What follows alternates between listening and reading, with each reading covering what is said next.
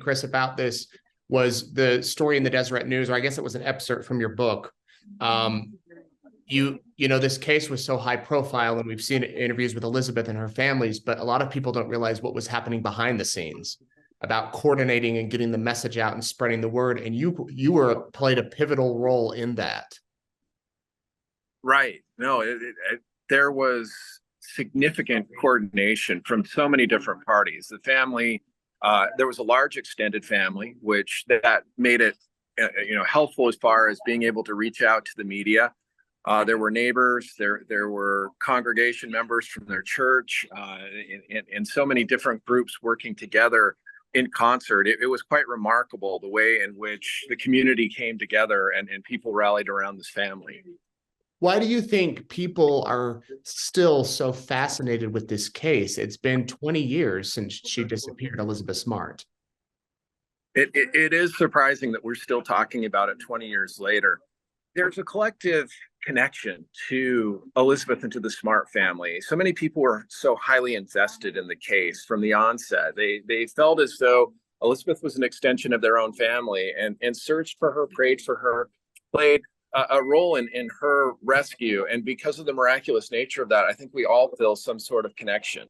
She disappeared, obviously, before the days of social media, and even kind of in the early days of the internet. I mean, it wasn't as prominent as it is now, which I think if a child were to disappear today, it would be blasted everywhere. Everybody could see it. Did you face challenges trying to get the word out to the media to cover the story, or was their interest pretty much right away? So I became involved a couple of days after the abduction. A little background on that. Elizabeth's cousin started an internship with my firm a couple of weeks before the abduction, and we volunteered to help. And initially they said no. And then once the media covering it that contingent had become so large, they asked us to help.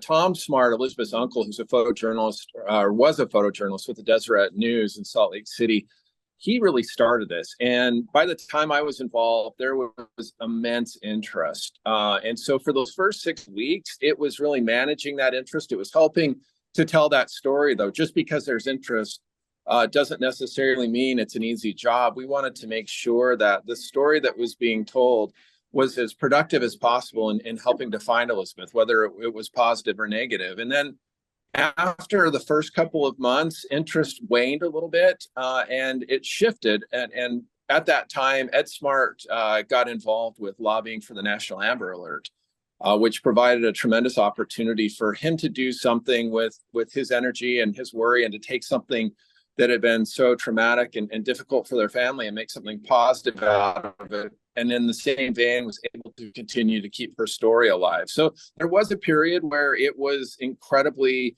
demanding, just keeping up with the requests from the media. And then it shifted to where the family was being a little more proactive in telling the story.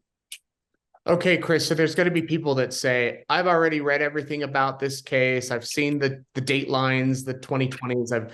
I know all that. What's different about your book? Why should people pick it up and read it?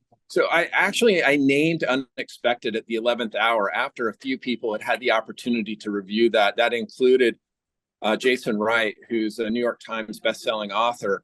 And Jason said that he was blown away by how much there was in the book that was new. And I come at it from a different perspective. I was in the proverbial room where it happened, but I see it from a different angle, and I bring together the media and the media's coverage of the Smart case, the family and their plight, and the investigation in a unique way.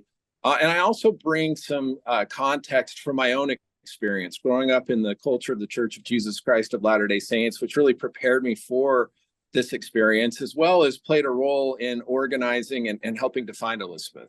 Chris, I'm really looking forward to reading the book. Again, it's called Unexpected. There's an interesting excerpt that I read about you doing an interview with a national media organization, and there was likely some technical malfunctions or something with your IFB, your earpiece. And a lot of times these cases are easy to sensationalize because they get eyeballs, they get clicks, but there's really humans, true humans behind all of these. So thank you very much for chatting with me.